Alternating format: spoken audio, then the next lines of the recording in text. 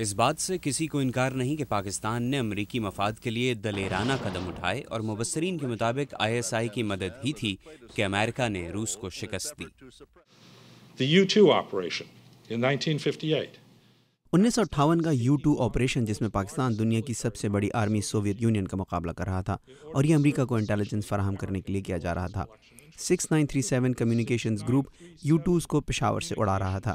یہ ایک بہت بڑا رسک تھا اور پاکستان سوویت یونین کی طرف سے جوابی حملے کا رسک لے رہا تھا، اس وعدے پر کہ امریکہ اس کی حفاظت کرے گا۔ کولڈ وار جاری رہی اور جب روس نے افغانستان پر حملہ کیا تو مجاہدین کو روس کے خلاف لڑنے کے لیے امریکی امداد اور اسلحہ دینے کی حامی بھی پاکستان نے ہی بھری، اور اس طرح جہادی تنظیموں کے ساتھ ISI کے تعلقات قائم ہوئے۔ If we had not supported these groups, then who would have won the war? The important thing then was not who was getting the support, but who was capable of winning the war.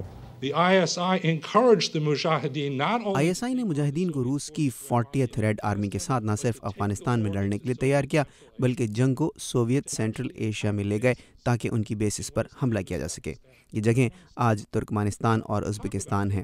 اس کا مطلب یہ ہے کہ اگر آپ ایک super power کو اس کی سرحدوں کے اندر چیلنج کر رہے ہیں تو آپ اس کو مقابلے کی دعوت دے رہے ہیں، اور پاکستان نے ایسا نہ صرف ISI کے ذریعے بلکہ اپنی ملٹری فورسز کے کمانڈوز اور اعلیٰ سطح کے پلانرز کو افغانستان کے اندر مجاہدین کے ساتھ لڑنے کے لیے بھیج کر کیا۔ روس افغانستان سے نکل گیا، امریکہ کا مقصد پورا ہو گیا، مگر ماہرین کے مطابق افغانستان میں پاکستان کے مفادات ختم نہ ہوئے تھے، اس لیے افغان طالبان اور ISI کے درمیان تعلقات قائم رہے۔ مگر 11 ستمبر 2001 کو امریکہ پر ہونے والے دہشت گرد حملوں کے بعد پاکستان دہشت گردی کے خلاف جنگ میں عالمی اتحاد کا حصہ بنا۔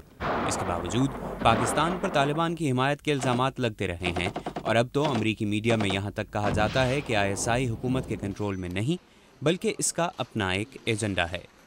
شجاع Nawaz, Pakistan, its army and the war within کے مصنف ہیں۔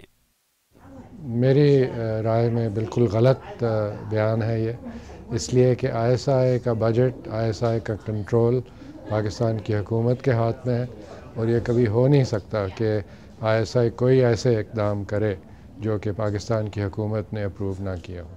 گزشتہ برس ممبئی میں ہونے والے حملوں کا فوری الزام ISI کو دیا گیا، جبکہ بعد میں کالعدم جماعت لشکر طیبہ کا نام سامنے آیا، اور حال ہی میں حافظ سعید کی نظر بندی کے خاتمے کے بعد ISI اور انتہا پسند تنظیموں کے درمیان تعلقات کی بحث پھر سے زور پکڑ رہی ہے۔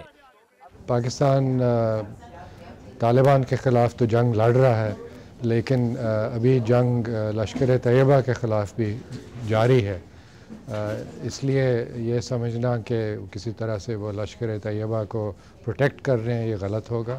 you ask the Central Intelligence Agency, they will آپ سینٹرل انٹیلیجنس ایجنسی سے پوچھیں تو وہ آپ کو بتائیں گے کہ القاعدہ کے خلاف ISI ہماری سب سے اہم اتحادی ہے۔ پھر وہ آپ سے کہیں گے کہ القاعدہ کے خلاف لڑائی میں یہ ہماری سب سے مشکل اتحادی ہے، اور یہی مشکل ہے۔ مقررین کا کہنا تھا کہ جہاں ISI کے کردار کے بارے میں بہت سی قیاس آرائیاں کی جاتی ہیں، وہیں ISI کی جانب سے دی گئی معلومات کے نتیجے میں القاعدہ کے بہت سے اہم رہنماؤں کو بھی گرفتار کیا گیا ہے۔